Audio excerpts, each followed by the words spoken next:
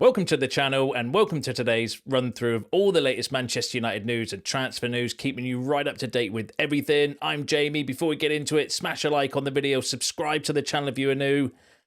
Let's jump straight into it. So let's kick off with a bit of a congratulations. It shouldn't necessarily come as a surprise, but Bruno Fernandes has won Player of the Year for Manchester United and Players Player of the Year as well. So I think it puts him up there amongst, like the De Gea's and those with the amount of player of the year awards that he's won. Hardly surprising in a season where, it's probably slim pickings in terms of the awards, because even Bruno Fernandes, who probably deserves the award, has had a mixed season as well. Really shaky start to the season, even when Amorim first came in as well. Since the red card, he's kind of picked up and an unbelievable run since then as well. But Bruno's Bruno, isn't he? He's he guarantees you goals and assists and numbers and work rate and everything of that as well. So fair play to Bruno Fernandes for winning both the Player of the Year and Player of the Year as well for United. And congratulations to Harry Ames as well, who won Young Player of the Year award as well, the Jimmy Murphy Trophy. Obviously broken his way into the first team as well, whether that's just because of the rotation and the way the kind of league position's gone and injuries and stuff as well. But, I thought he had a good preseason. There was always rumours that he might kind of break into the first team this year as well. It was just about his physicality as well. So congratulations to Harry Ames as well, Young Player of the Year. And congratulations to Bruno Fernandes, Player and Player of the Year as well. But give us your thoughts on that in the comments below. And then just a bit of squad news ahead of the game tonight. So this is the travelling squad for Manchester United: Onana, Bayern De Heaton, Mazraoui, Maguire, Lindelof, Aiden, Heaven back in the squad. That's good news. Fredrickson, Shaw, Dorgu, Amas, Casemiro, Ugarte, Ericsson, Collier back as well. Mainu, Mount, Fernandes, Ahmad, Garnacho, Højlund. That's the travelling squad for the game against Chelsea tonight. But yeah, really good to see Aiden Heaven back as well. Hopefully he can get some minutes as well. Be good to get some minutes in Toby Collier's legs as well. I think he's going to go fairly strong tonight. I think he's going to start a strong team, and then the bench options, I think he'll also kind of rotate around as well, because I think he's going to want to get minutes in the legs and match sharpness, because we've got 5 days to rest ahead of obviously the big one next week as well. But yeah, as long as we just don't get any injuries, that's all I care about tonight. Just do not get any injuries. Everything else is irrelevant, because it's all about Wednesday. So match rhythm, minutes, sharpness, but please no injuries. Please no injuries.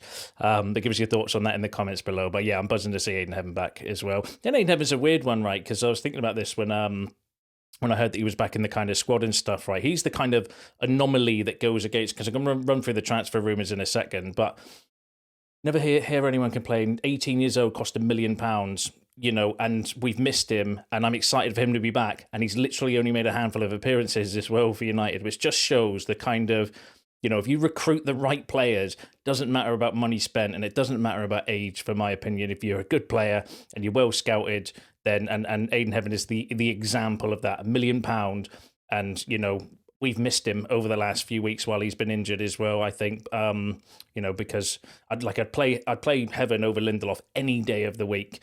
And like I said, 18 years old and cost £1 million. So he goes against the kind of narrative around our experienced and expensive players. Bullshit. Just good players. Let's just get good players into the squad, please. Doesn't matter about age or cost or anything like that, because you can find players like Aiden Heaven around, as long as you're willing to do the groundwork and have got the connections. But yeah, give us your thoughts on that in the comments below. Right, let's go through some transfer news. So the latest on Matheus Cunha. Fabrizio Romano's come out with a video at the time of recording this one, where he said that I will say to United fans, relax a bit on this one. Yes, there was a feeling 2 or 3 weeks ago that it would happen in a few weeks' time, but it always takes time to prepare contracts, speak to agents, and Wolves on the terms. They also need to find an agreement on payment terms. United are working on it. They have a very good relationship with Cunha. Now it's time to sort the details of the agreement. Man United remain very confident despite interest from other teams as well. So an update that wasn't really an update from Romano. But, kind of saying, look, just relax. It's all running along nicely behind the scenes as well. I think a lot of it will depend on Wednesday, not because Cunha wants to come or is going to make a change his mind depending on Champions League or not. I think it's the fee, the salaries, because if we're in Champions League, Cunha might want a bit more, might ask for a bit more in terms of his pay. And if we're not, then we might offer a little bit less, or we might have to put something in his contract around the Champions League clause and all these kind of things. So I think it'll be after next week, and I don't think it's because he wants to necessarily come because of Champions League. I think it's something in the contract where it's, the players might have taken a pay cut this year if they're not in the Champions League, but they might get a pay rise if they are in Champions League. And I think it's just that, because at the minute we don't know. So what can you put in his contract? These kind of clauses, you need to know what competition you're in as well. That's my opinion on the Cunha deal as well, but that is just my opinion. I'll bring you any updates that actually come out from the people that actually know what's going on as well. But give us your thoughts on Matheus Cunha in the comments.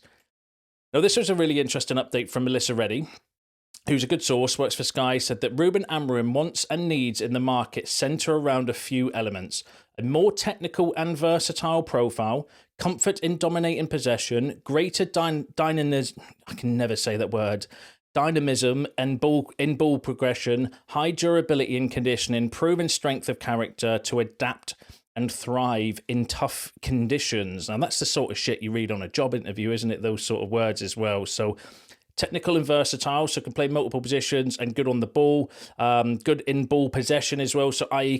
can play against the press, because we've got players in our team that shit themselves still when they get pressed.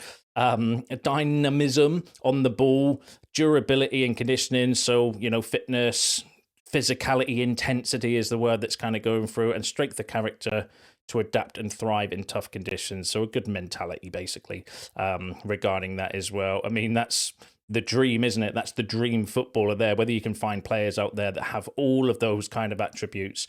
But I kind of felt it really interesting because they are the weaknesses in the team, aren't they? Technical and versatile. We don't have many technical players or versatile players. Ball possession, like I said, some players we've got. I struggle to see how they've made it to Man United sometimes with their ball passing. Like, how many times have we seen players just passing it 5 yards out of touch behind a player, and you're thinking, hold on, you're at Man United. I've watched, League One footballers that can pass better than that as well. Durability and conditioning, so fitness, physicality, yet we lack that as well. And mentality, mentally weak. Some of these players we've got are mentally weak as well. So that's a good kind of, but it's just, can you find players exactly like that? Probably not. But if they've got, a few of those attributes as well, then it'll be an improvement in the squad as well. But I thought that was really interesting from Melissa Reddy, giving an idea of the type of characters and profile of players we're looking for. Basically, good footballers, which I'm all here for.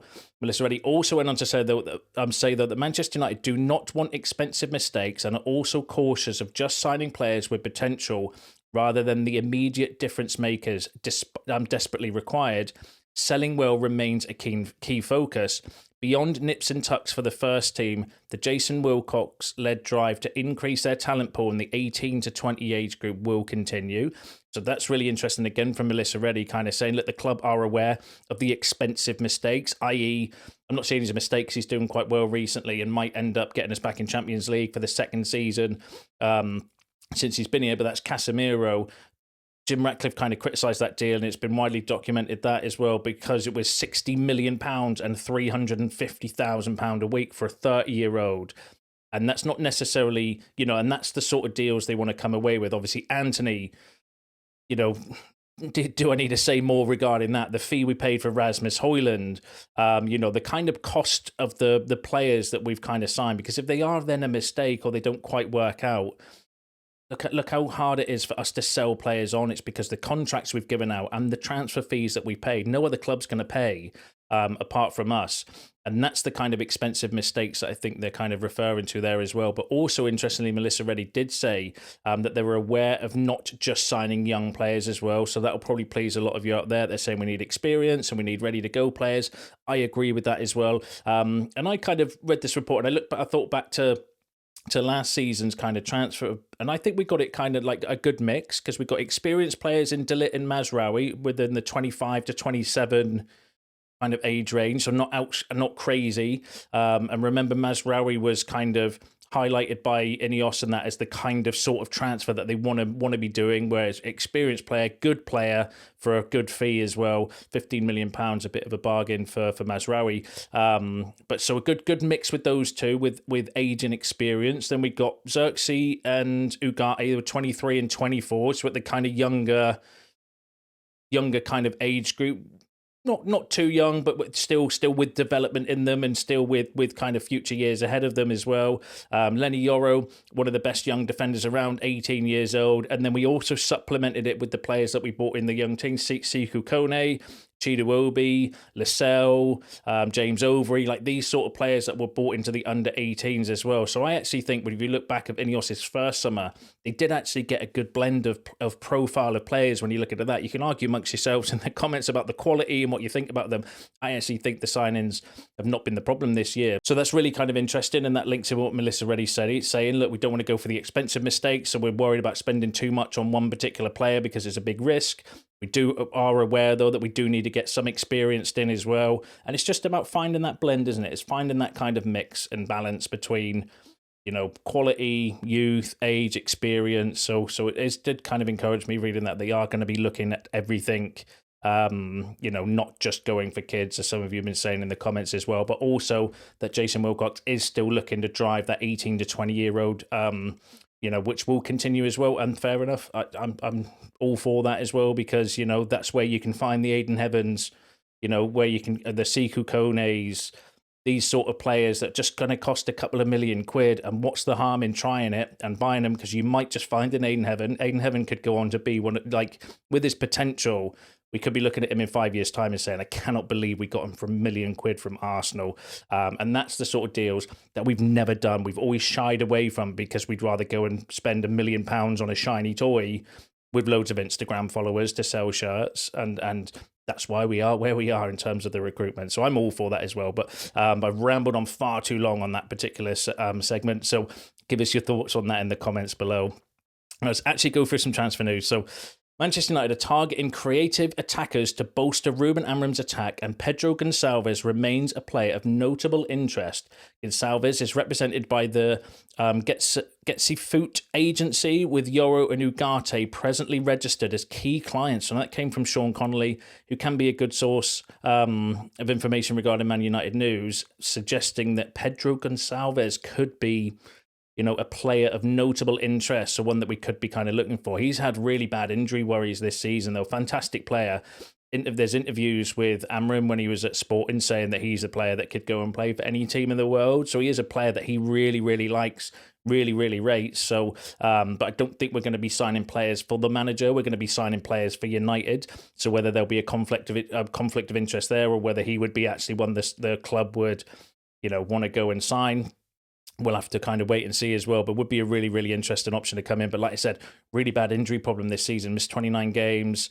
He's only made, I think, 18 appearances this season as well, so I would worry about that a little bit. His injury record before that, though, wrong slide, it was actually pretty good. So whether that's an anomaly and he's just picked up a bad injury, who knows? But it is a concern worth kind of highlighting to you as well. But like I said, 18 appearances this season, but still managed 11 goal contributions in 18 appearances, which is pretty good. Oddly, though, plays on the left kind of 10 for them as well, which is, where we're going to be getting Matheus Cunha. So again, are we double loading that side of the pitch? What about the other side? But yeah, definitely a player I rate. Whether the interest is genuine or not, we'll have to kind of wait and see what kind of happens as well. But yeah, it would be a good profile to kind of bling. I like Goncalves. I think he's a really good player as well. We'll have to keep an eye on that one and see how it kind of develops. But give us your thoughts on Goncalves in the comments below. It'll be interesting to hear what your shouts are. Another player we've been oddly linked with is Leroy Sane. So Leroy Sane's contract extension with Bayern is still not a done deal. There is a large gap between the two parties. Sane has been offered to many Premier League clubs such as Arsenal, Chelsea, Tottenham, Manchester United and Newcastle. And that came from Santi J. Hit and miss, I think. Santi, is a decent source, so can be credible at times. Can be not so credible at times as well. He's done a few stories recently, which I think have not necessarily come to fruition as well. But You know, we know we've been linked with Sane a few times this season by like Christian Folk and actually more credible kind of sources, I would say, regarding Bayern Munich and like German kind of transfers as well. You know, he's going to be a free transfer as well, so I know it's not necessarily free because you still have to pay him a signing on bonus and that as well. My biggest issue with Sane is always, or biggest concern has always been his wages. He's currently on about £250,000 a week, which is the same as Mason Mount by comparison. Apparently, though, Bayern Munich are offering him a 3-year deal on £150,000 a week. That's the kind of reports online, which actually, it's not too bad. Like, that's less than what we paid for De Ligt and Mazraoui, potentially wages, or you could offer maybe a little bit more than that. 29-year-old, is he the type of profile of player that I think so. I think he's a good experienced player, Premier League winner as well from his time at City. You know, I don't think it ties in with the expensive transfer mistakes as well, because if it's a relatively low cost, because I think we would sign players. I don't think it's like an age thing necessarily. It's that we don't want to pay the money for those types of players, as I mentioned before, because of Casemiro was £60 million at 30 years old, right, which is ridiculous to pay that sort of money for somebody of his kind of age. That's what they're worried about. If Casemiro was 20 million, then they'd probably look at it and say, yeah, it was a decent kind of deal. Or if he was on 150 grand a week, 20 million, 150 grand a week, you'd be like, yeah, that's a good deal for someone of Casemiro's kind of experience. But it's £60 million, £350,000 a week, ridiculous kind of money for anybody at that kind of stage in their career as well. But it's a free transfer for Leroy Sane. It's no risk. It's relatively low cost. Yes, the wages would be a little bit high, but again, you're getting someone that's won Premier League and one title, so you are getting somebody that is going to command a high kind of fee, and is up there with one of the best in the world still. Look at those kind of stats. You know, you don't get many better than Leroy Sane at the moment. He's had pretty good good numbers, 44 appearances, 13 goals, 6 assists for Bayern this season. Can play on the left, on the right, so it'd be the left 10 or the right 10 potentially as well.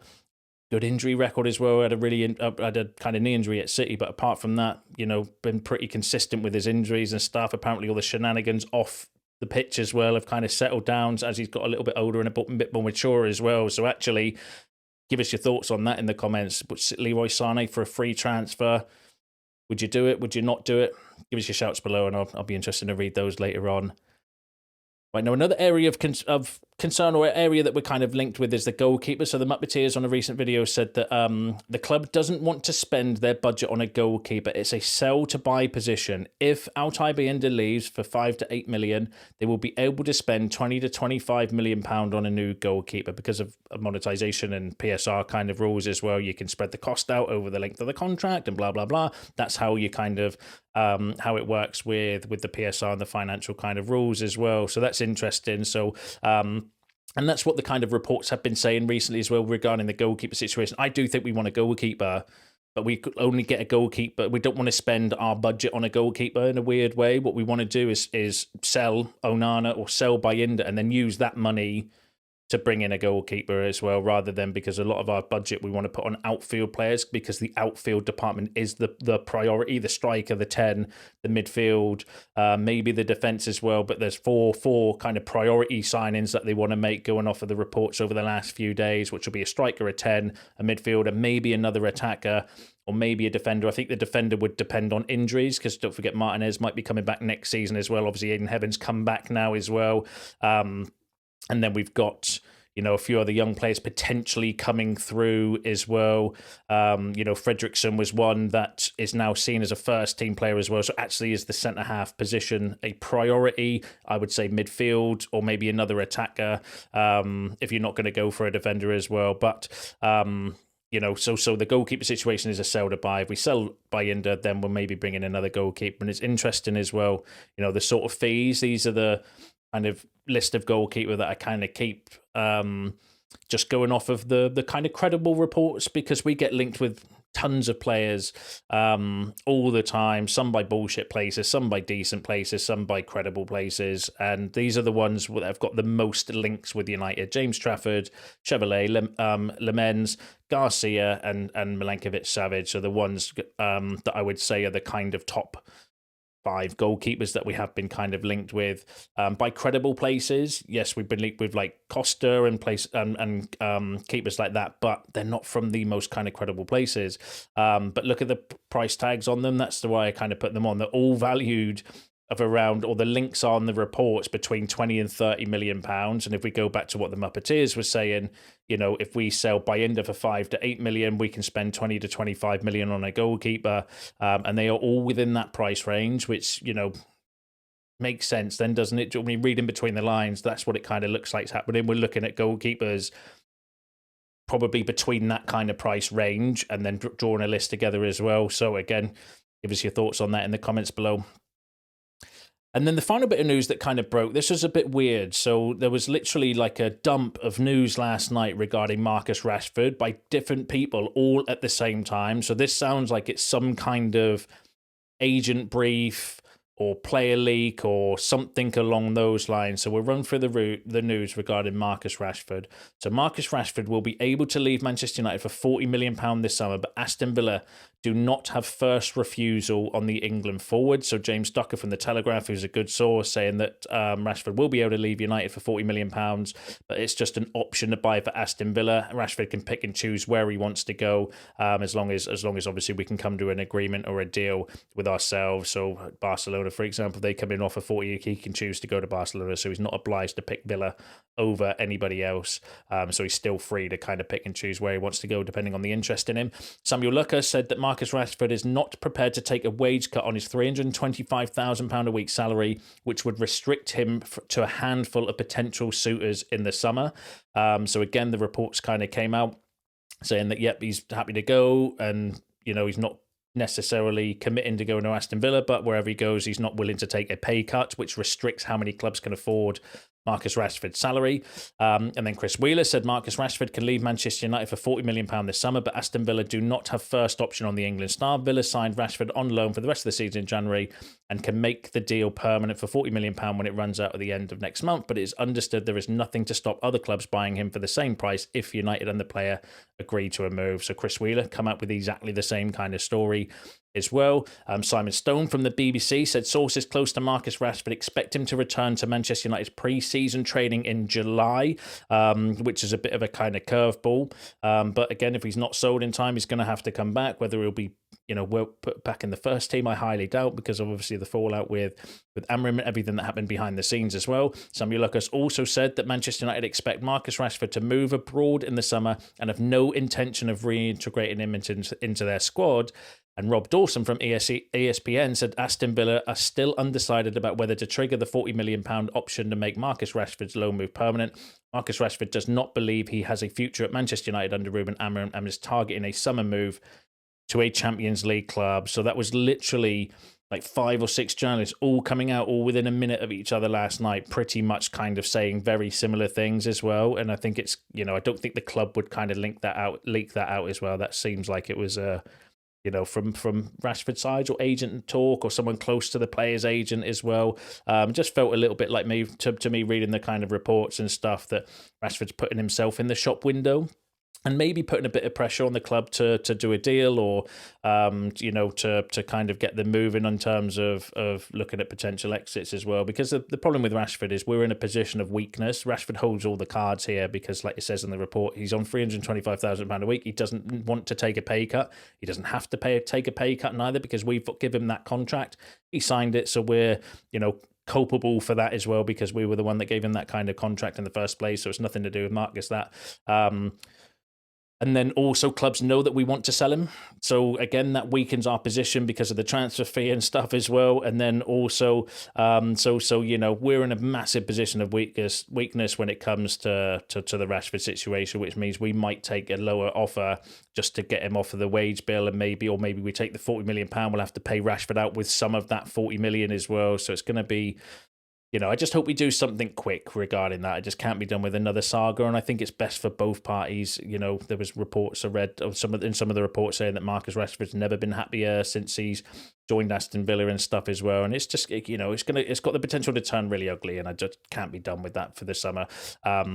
But yeah, give us your thoughts on that situation in the comments below. Give us your thoughts on all the other topics discussed in today's video, because that's you all up to date with the latest news and transfer news. Smash a like on the video on your way out. Subscribe to the channel if you're new. See you in the next one.